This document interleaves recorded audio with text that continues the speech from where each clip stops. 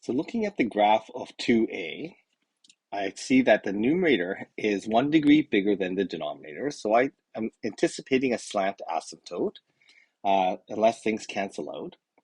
So I'm going to check first of all to see the factors. So I factored the numerator and factored the denominator, and I see that nothing cancels. So I can establish a few things here. So at x equals 1, so from this denominator, from x equals 1, I can see that there is a vertical asymptote. Okay, so there's a vertical asymptote there. At x equals 3, and so x equals 3 and negative 1.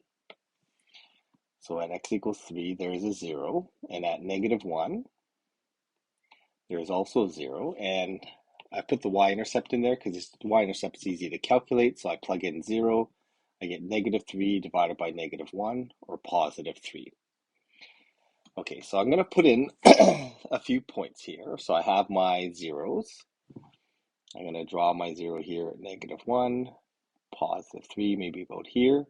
I've got a vertical asymptote at positive 1, so maybe draw it in through here. Okay, I've got a slant asymptote that I need to look for. I've got a y-intercept at about 3. Okay, so I might have to move that y-intercept, but I'm gonna first of all find my slant asymptote by dividing. So dividing into that expression, I'm gonna end up with x minus x, so x squared minus x. So I end up with negative x minus 3, so it's negative 1, so I end up with negative x plus 1, so I get a remainder of negative 4. So that x minus 1 represents my slant asymptote.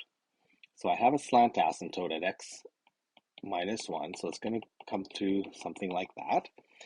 And I have most of the parts of this graph that I need to do this now. So my slant asymptote is y equals x minus 1. I've drawn in 3 coordinates here, and I can see that the graph is going to be in these quadrants here. And so what I do then is I try to sketch in the graph the best I can through those points. So I'm going to follow the asymptote, come through the y-intercept, come through my 0, and then try to follow the asymptote down here. Okay, that's not a very nice looking graph, but same thing here. I'm going to go through my zeros and then follow the asymptote.